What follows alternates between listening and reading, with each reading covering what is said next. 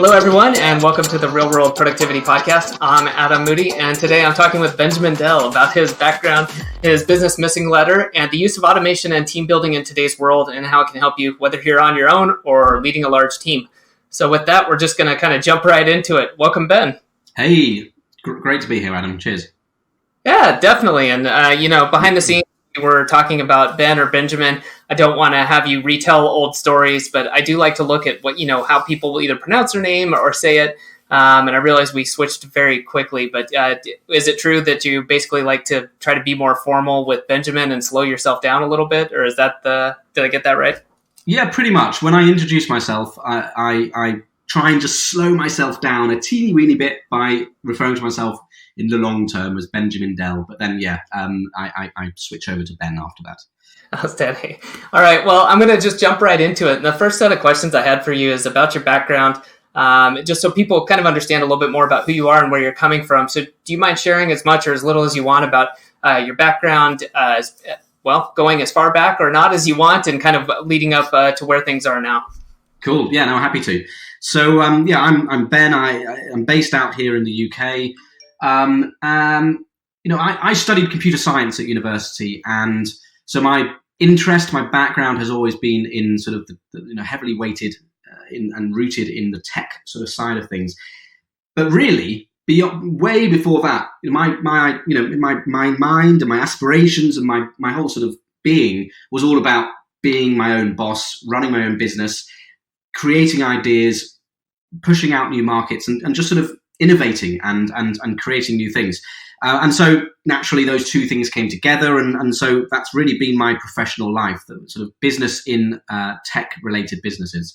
I actually spent the first 10 years here in the UK running a web agency where we worked with local and international clients, building out, tech sort of startups and MVPs, typically Saas, less of the more WordPress style things and more of the bespoke high-end sort of builds. And that really was a lot of fun in working with those clients. But it became clear by the end of that 10-year tenure that really my heart is in building my own products and really experimenting with unique concepts and if I can, new ideas and seeing whether I can bring those to market. And so that's really what I've been doing, I suppose, full-time since selling the agency a few years ago.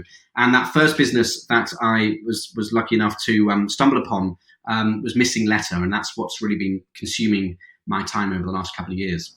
Gotcha, definitely. And I'm a user of it, which is how I ended up coming across yourself, which was great, having it go through AppSumo, and I picked that up and started using it actually for the Productivity Academy. And since then, I've been definitely recommending it. So a plug from my end to anybody, please go check it out. It's a great time saver, which we'll definitely talk about. I never say no to a plug. So, okay, coming from a CS major, going into web agency, and then I'm going to assume you kind of had a team behind you or you had a team at the web agency. Is that correct? Yep, that's right. Yep. So going into that, did you have any sort of, was there any sort of formal training or did you do anything that, to help you, build a team or to kind of for leadership purposes, or was it pretty much all kind of on the job? Yeah, I made it up then and I'm still making it up now. All right. Well, I'm just curious then nowadays, do you, knowing that there's shortcuts and things you can do, have you looked at courses, at books or anything like that? Or is it all just kind of learn from the people around you? Yeah, pretty much more of the latter. I love reading. I love listening to podcasts. Pretty much, audio and the books that I consume is pretty much all factual. So I'm consuming knowledge, but I actually wouldn't say that I do it intently for or specifically to pick up new skills or learn from other people's strategies and all those sorts of things. Not quite as tactical as quite a lot of other people will try and get out of their reading. For me, it's more about learning from history. I love biographies and all that sort of stuff. That's the type of learning I like to do. Applying the technical stuff and the actual strategies, I like to actually experiment and actually just try things out and actually have that as a gut feeling within me as to whether it worked or not. So that's kind of where I come at these things from. Gotcha. Okay. Well, that makes sense to me. And I definitely agree. On the biography side, I will say I agree. I think that there's a lot to be learned and there's some fantastic ones out there. Actually, I've gotta look. There's a couple of them meaning to read, but to keep on topic. So building a web agency, what was the rough size of the team that you were kind of leading there? So at our peak, I mean, we weren't massive at all. Yeah. I think, quite frankly, I wasn't that great at running an agency. In the grand scheme of things, we were successful and we did well enough, and we stayed in business, which is kind of one of the most important parts, I suppose. And we did some great stuff, but quite frankly, I wasn't the best agency leader. We got to about 7 or 8 people at our peak. So again, pretty small size. And yeah, I mean, that was pretty much what we did at the peak. Well, definitely. And I think that there's a lot now, a decade ago, I think it would have been more, or not, it wouldn't have been as common. I think that there's a lot of tools and a lot of ways that have been learned or are more common nowadays to allow people to do agencies, whether it's, social media, whether it's advertising. There's a lot more routes for people, I think, to use the agency model. So I guess if you could go back in time and say, hey, I'm going to help Ben from 10 years ago to do this, what would the things you would now take back and tell yourself 10 years ago as far as kind of putting a team together or building an agency? I think less the team, more so on the business model behind the agency itself. And I think what I certainly didn't do enough of at all, I sort of experimented with very, very lightly, was trying to find that reoccurring model. It's the nirvana that any agency owner will of course seek. But really, those that are truly going to be successful will nail that part of it. Whether it's productizing a service, whether it's really getting great at the retainer style contracts, really focusing on those style of things so that you can create that sustainability and that almost that reoccurring revenue sort of DNA in your business. I did not do enough of that, and I would certainly start that a lot earlier if I were to do it again. Definitely, that makes sense, and definitely from the side of we do training with Semantic Mastery as a business I'm involved with as a co-founder, and it helps. I mean, as you know this too with SaaS products or anything, it helps smooth things out. Stops the ups and downs, and I came to realize, because I know as a customer before I had been involved on the back end of this, I was like, do I really want another subscription? Is it worth it or this or that? But then being on the receiving side and saying, yes, it's really important because I want this person to be invested. I want to pay this person so they continue to support and improve this thing that I'm paying for. Absolutely. Yeah. Well, then kind of transitioning over then, so leaving the agency, going towards MissingLettr. With most of this stuff, it seems like there's usually a need or a pain point. So what happened and how did MissingLettr kind of come, or where did it come from? Yeah, so we saw the problem manifest itself both for ourselves in what we were doing, and also we were seeing it as quite a common pattern with our clients as well. And that was that although we weren't building blogs, we weren't sort of doing the word, as I said before, the WordPress sort of side of things, but invariably, no matter what the project was that we were delivering for our clients, they were in some capacity attaching a blog to their marketing site as they were sort of rolling their business out and continuing to grow it. And we were just sort of seeing from the sidelines that they were usually very, very switched on with writing that blog post, researching it, making sure it was targeted well towards their core market. Those were ticks. And a good percentage of them would embrace social media and send out that tweet when they published their first blog post.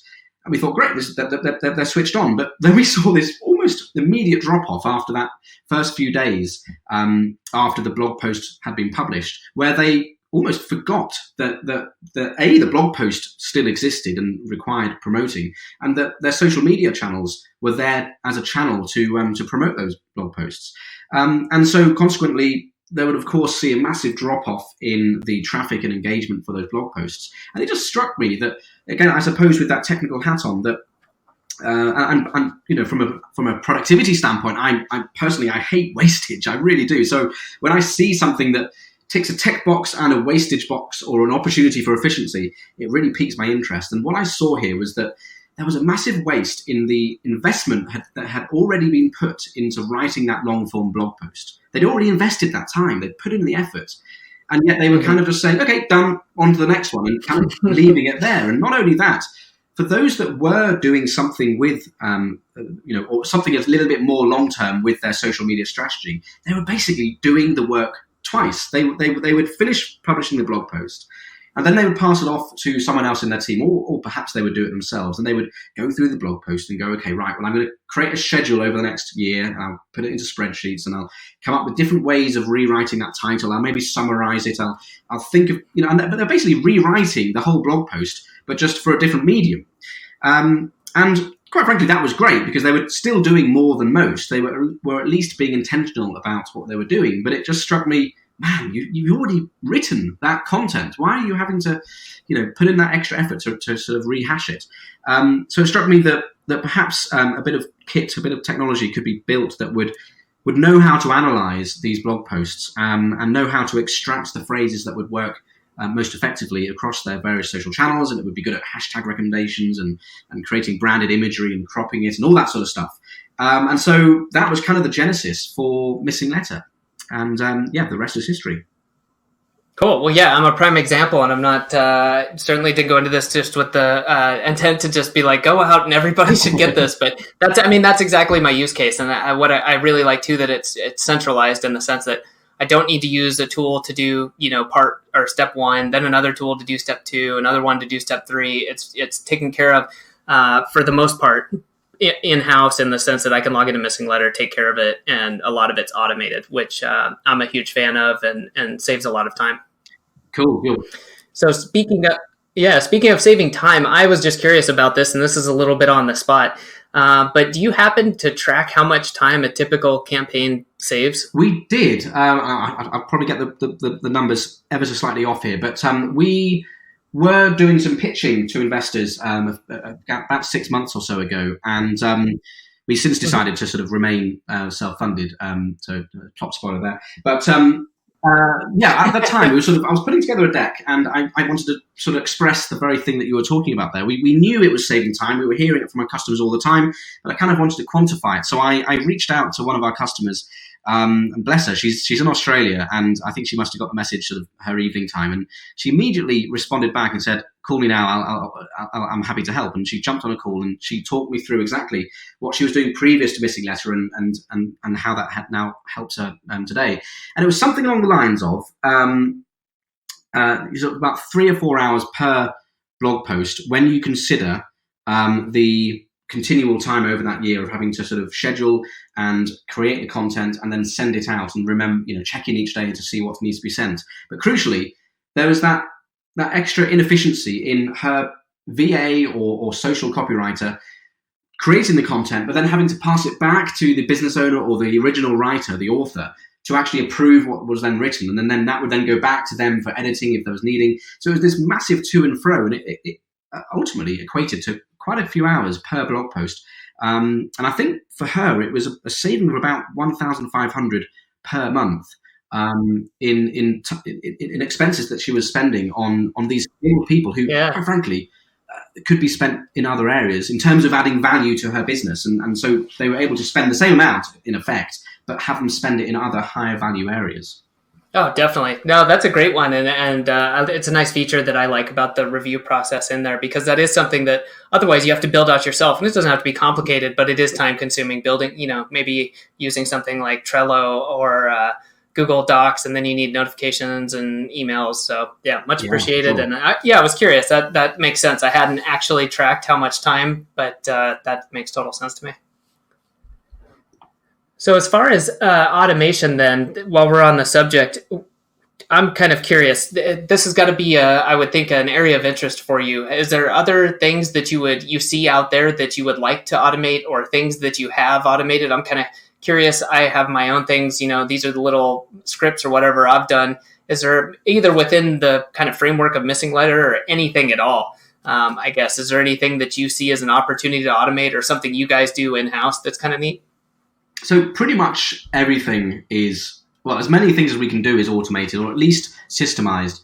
I guess it's a controversial topic, really, about whether you spend the time and effort and energy on building out your own tools internally, even if they're literally just for internal purposes, or whether you go out there and buy an off-the-shelf product and just free up your team from doing what you would have previously done, which is pretty much what I was explaining a second ago about the time that MissingLettr helps you with. But we can't help ourselves because we're tech people in our business. I'm running the show and I'm a tech person, so I have a predisposition, I suppose, to trying to solve things internally. So yes, a lot of our things are sort of productized and standardized in that sense. I suppose a couple that spring to mind. You spoke at it actually. We did a conference last year, and I had an ambition to create a summit, an online conference with at least 100 speakers from a whole range of business sort of disciplines, and it became clear very, very quickly that unless we automated a huge chunk of this, we would never achieve the end result. And not only that, but with the end result needing to be achieved in a matter of weeks, it really was a no-brainer that we had to automate a huge chunk of that. And I could bore you with what we were automating, but things like creating... Yeah, I am. I'm definitely curious. This is something I've definitely wrote down. I'm curious to share with people because, like you said, just to clarify, it was over 100 speakers at a virtual summit spanning a week or 2 weeks? 2 weeks, 100. It was 101 speakers, and thank God for that extra one because one of them cancelled, and so I was still able to claim that we actually did have 100 speakers speaking. So we had exactly 100 speakers. Holy cow. I mean, that's an undertaking. So yeah, by all means, talk about how you guys did this. This is fascinating. Yeah, so it's making it's more techie than business process, I suppose. But so just picture this, right? So you're committing outwardly. You've told people now that you're going to be putting on a conference, having never put on a conference before. And okay, this is an online conference. It's not an offline one, so it doesn't quite bring with it the baggage that an offline one would ordinarily have. So yes, it's a bit simpler in that sense. But if you go onto Google and search for putting on a summit, a virtual conference, believe me, the blog posts that people have written to explain the various tools and things that you need to be putting in place in order to put something like this together go into the thousands and thousands of words. And my eyes were bleeding within minutes of just trying to read this, thinking, God, how do I put this thing together? What do I need to do to achieve this? And so I thought, right, okay, we may only have 6 weeks until we're putting this thing on. I may have only found my first 10 speakers so far and still have a hell of a lot of work to do in that area and the promotion and the marketing and everything else. But let's build the product from scratch and let's see if I can build something that would at least enable me to put on a conference that I would be proud of putting on, that looks good, that feels good for the attendee, for the sponsors, for the speakers and everything else. And so some of the things that we ended up automating were things like promo graphics that I touched on a second ago. So it became clear to me that if we want our speakers to promote the conference, and probably we do, I'm definitely not going to be spending the time manually creating a promo graphic and a social tweet with copy and pasting their name in there, their Twitter handle, the hashtag, all that sort of stuff. I'm not going to go and create all that. So built out this into the platform so that we create these. I think we created 3 versions of these 3 different variations of these PNGs that were social cropped, ready for each of the networks with tweets as well. So our speakers could each share them. That was then tied into an email marketing solution that I built from the ground up that would automatically notify those speakers at certain sequences, would let them know about the banners and the tweets and what they should expect in terms of the conference itself. And then you've got everything within the platform itself. So how do attendees sign up? How do they get notified and reminded about the talks that they have coming up? So pretty much everything that we built falls into the category that you're bringing up here around automation. It was an automation fest. It was insane, quite frankly. And so previously, I may be misremembering this, so feel free to let me know. But did the platform you build, is this one of the businesses? It is, yes. So, and that was genuinely not the intention when we set out to run the conference for MissingLettr. Yeah, but it sounds like what you're saying. There's an obvious need, and it sounded like the complexity when you looked into this sounded pretty overwhelming to anyone who didn't have the resources of your team.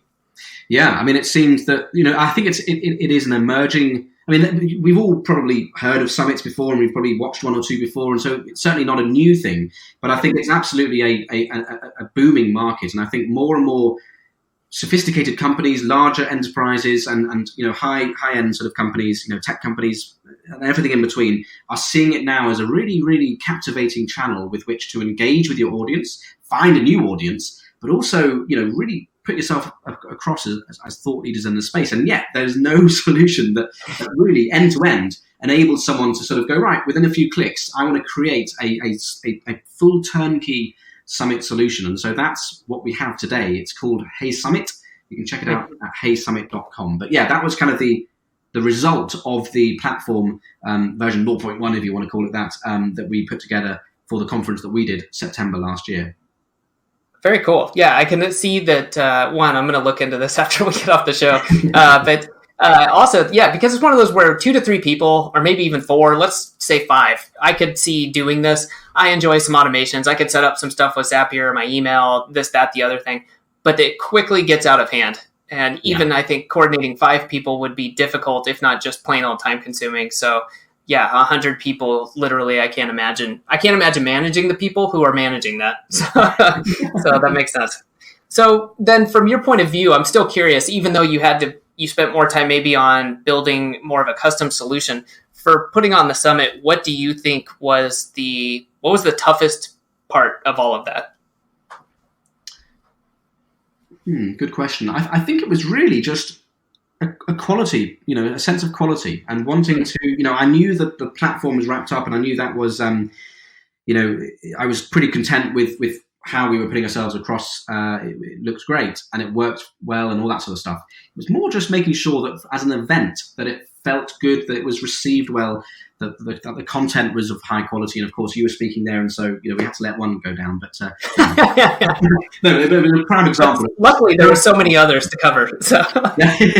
No, but honestly, it was fantastic. Yours absolutely up there, and it really was great to. Because I suppose the downside of having that additional focus in building the platform out, I suppose it meant that by definition I was spending a slightly less time on nurturing and engaging with the speakers and sort of really helping them put together their talks. And I suppose if I were to just put on the conference, I probably would review each talk. I would probably, give them feedback if needed, etc., etc. I did none of that, and so it really is a massive, shout out to yourself and all the other speakers that they put on a rock solid event in terms of the talks that they were delivering. The quality was exceptional, and I think that was probably more luck overall. Considering there were 100 speakers, considering they were all pretty much at that high level, that high bar, that I was really sort of chuffed about. Good deal. Well, then I guess flipping it around, what do you think was, from your point of view, what was the best part of doing this?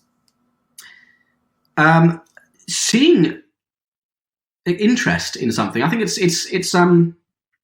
we're always talking about in the business world, MVPs and testing early and all that sort of stuff. And here I was doing a conference that was, for all intents and purposes, just a marketing sort of channel that we were exploring for MissingLettr. And yet at the end of this, finding myself with a business, a new business in its own right, and seeing that interest from the attendees, from the sponsors and the speakers for the product that we inadvertently built was fantastic. Because I don't know about you, but I've spent half my life chasing that sort of initial interest by putting MVPs out there and seeing whether people bite and all that sort of stuff. And here we were, people knocking down our door for something that we didn't really intend to build in the first place. Definitely. Yeah, I totally agree. I was looking at my notes, hence the pause. I want to circle back to talking about the kind of beginning of this and how you started to create the summit, and you built your tool, and you said that this is something clearly you can handle in-house versus buy. How about just in the general sense and kind of talking automation here, how about others, like people like myself, where I know how to very poorly script in Python, but I know it's a huge waste of my time to try to go and build all this stuff out myself. Where do you see automation fitting in for people, either entrepreneurs or small businesses? Is it something that you advise people to take? I mean, clearly to some degree to take advantage, but I guess just what are your thoughts on automation? People should learn how to use more of these tools. They should have someone else do it. They should figure it out themselves. What do you think?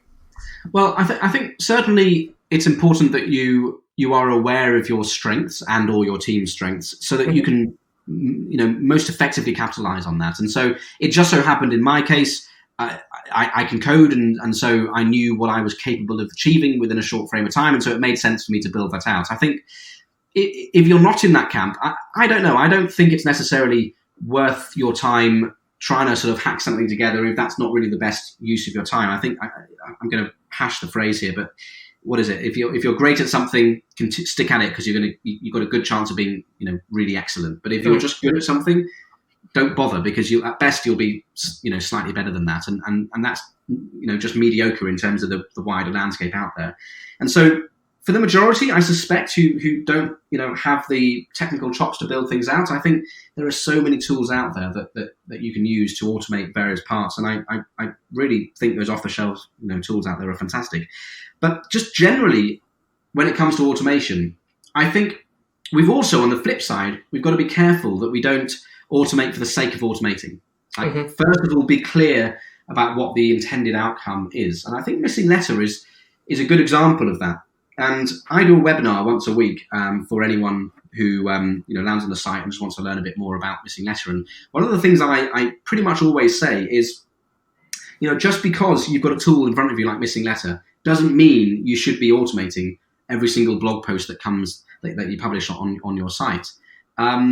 Because when it comes down to it, any automation tool is simply taking an input and doing something with it, some clever processing hopefully in the middle, and then popping something out at the end. And we've probably all grown up with phrases from our teachers at schools saying, if you ask a stupid question, you're going to get a stupid answer. And it's no truer in this digital age where we are creating a lot of content, we're doing a lot of things, and it's so easy. There are so many tools that can help us automate all these different things, but just because you can doesn't mean you should. And a good example, applying it to MissingLettr would be if you are publishing, and I've spoken with customers time and time again in this sort of scenario where, they're publishing, let's just make it simple. They're publishing, a blog post every single day, and they are creating a campaign, social content for every single one. Let's take MissingLettr out of it. Let's just imagine they're tweeting about every single blog post themselves. Let's just take the product out of it for a second. You can imagine how very quickly their Twitter stream is going to get completely just bottled up and full of all these tweets talking about every single blog post that they've written. Now, they might have value, each of those blog posts, but are they really excellent? And so I think there's a discipline that we all need to start learning in this day and age now, where we need to pick and choose. So in that example, out of those 7 blog posts that you've published in that week, is there one that stands out? And if there is, my God, publish, promote that one, put fuel on that fire, because that's where you're going to get that real value. And you're actually going to do a real service to your social followers, because they're now going to see a slightly cleaner, clearer, more intentional social output as well. So yeah, I think that's something that I feel pretty passionate about, trying to mop up the bad content and the bad uses, I should say, of automation, and trying to help people understand that pick and choose, use wisely. Definitely. I think that's a really good idea. And actually this fits in well, something I literally just read 2 days ago. Simon Lau from Otter.ai, I had asked him about what book or what article had been really influential for him in 2018. He sent over something I'd never seen before. It was an article by Tiago Forte. Hopefully I get his name right. And he's talking about this process of progressive summarization. And so this is kind of the opposite way, but let's say you take a note about something, or you read somebody's article, and over time, let's say you just save that. That's the first thing you do, and you read it. And then you come back to it because you need it as a reference. So when you come back, you bold the important parts or what you needed. And then you just leave it alone. And if you come back to it again, then highlight the super important stuff. Anyways, there's many layers to it like that. So what you were saying about going back and maybe once a week or once a month, you go back through your content, or you have someone do that and select the best ones. It's kind of like one step of that process where, you're really only sharing the best, and you're going to get the most bang for your buck out of the very best. Yeah, and I think it's a necessity, particularly if we just sort of keep it in the content marketing sort of landscape that kind of part of this conversation is circulated around. We started out, was it 10, 15 years ago, when the internet was maturing a bit more, I suppose, and social media and everything else, where it was good enough just to, in fact, it was integral to actually just show the search engine's activity, to show volume was there, that you were posting things out that kind of related to the keywords that you care about on a consistent basis, and that was what was valued right now, or right back then. But here we are, fast forward 10, 15 years, and there is so much volume out there that quantity is no longer good enough. And I think the quicker we each individually, as individuals, but also as businesses, and the strategies that we think about, the quicker that we think about producing smaller amounts of high quality versus high volume of low quality, I think it will be a much more manageable sort of landscape across the social spheres, across the blogging spheres, and all those things in between. Definitely. Completely agree. We've got just a couple minutes left here. I want to talk about something else we've come close to touching on with content marketing, and I'm curious for your opinion on this. If you've got someone, an entrepreneur, somebody with a small business, and they want to get the most from their content marketing, where do you think that they should spend their time and effort as opposed to automating and outsourcing? Where are they going to get the most bang for their time buck, as it were? Well, for everything I said, that's a great question, because it's actually something that, kind of a thought exercise that I'm working through myself at the moment, because I do think the future, as I mentioned a second ago, of content marketing more widely is in solving that quality piece. How can we help ourselves create better quality content? And so I think that kind of ties into the answer I'll give to that question you just asked now, which is task yourself with writing a single blog post. So rather than give yourself the weight of, I've got to create a blog post a day or one a week or even one a month, just task yourself with the simple job of writing one blog post that you're going to publish in a month's time. So you're not even forcing yourself to write it over a couple of days. But now challenge yourself with that one blog post for it to be a pretty epic one, something that is, 4,000, 5,000 words plus. And then go into, one of the free keyword research tools, or perhaps one of the paid ones like Ahrefs or SEO Moz or something like that. And research around your subject matter, your business, your industry, whatever it is that you work on, and come up with a phrase or something that there's an intent that people are searching for, and do all the normal stuff. I won't go bore people with the SEO sort of side of working out competition and difficulty and all that sort of stuff. But find something that you think resonates well as a subject, and then set out to write a really long version of that is detailed, that contains all of the information that people in who are looking for that content would care about. And that, I think, will put you in massively advantageous position. And you should see some really powerful organic traffic from that that will give for a long, long time. And any promotion you do on the back of that will be that much more powerful, because you're sharing something of genuine worth. And when it comes down to it, that's one piece of content. And I think pretty much anyone should be able to do that. Definitely. Totally agree with you.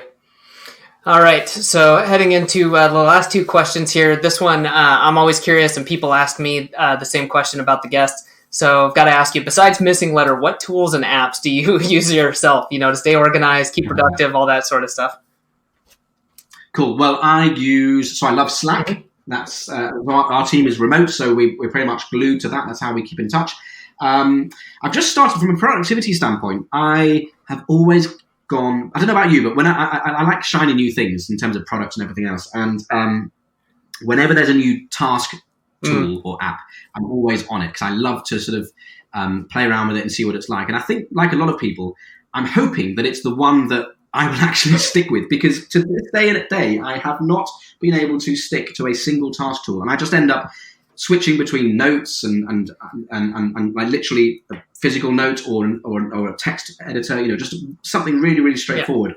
Yeah. But I've been trying to force myself to be a bit more intentional about keeping those tasks in a more organized way. And so I've started using Things on the Mac and iPad and iPhone, and I found that to be really quite good, actually. So Things, Slack, what else am I using?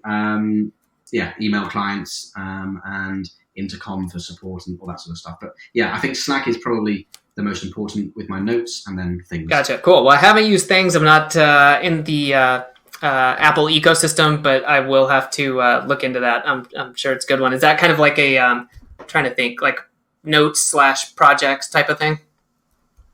Yeah, I mean, to be honest, there's nothing too wacky or different or unique about it, I suppose.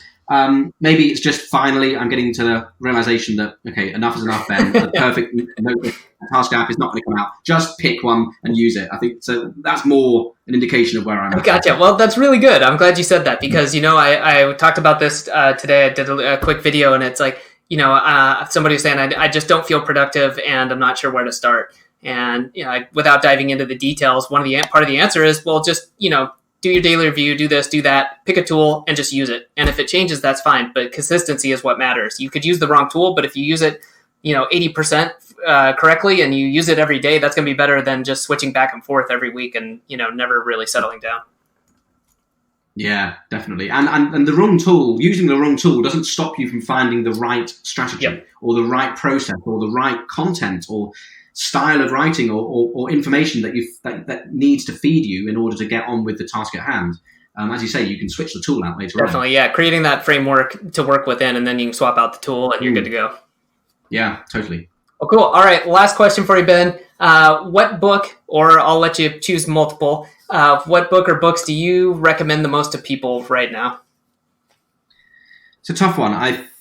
It depends what sort of person you are. I know it's a bit of a cop-out, but I think books are so personal, and I could tell you a bunch of books that I've read, but you might not get the same thing out of it that I have. Now, I have, as I mentioned at the beginning of the show, I love reading biographies, and that's because I don't read books because I'm searching for that tactic or strategy. I read books, in particularly business books, because I want to be inspired, and I want to feel this energy and just be inspired. And so I love reading particularly the robber baron era across the pond where you guys are in the States. And so people like Andrew Carnegie, JP Morgan, Vanderbilt, Rockefeller, those sorts of people. I love reading about them and what they were doing in that sort of era. I find it fascinating because they were really sort of just understanding how to create these gargantuan companies and how to ride the stock market and create sort of national and international companies, and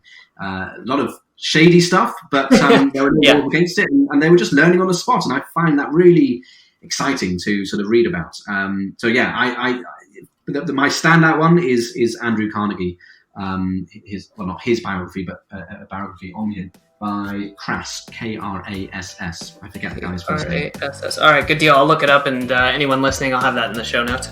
The big chunky book, I warn you. That's good. Yeah, I was about to say, biographies are usually not the short ones.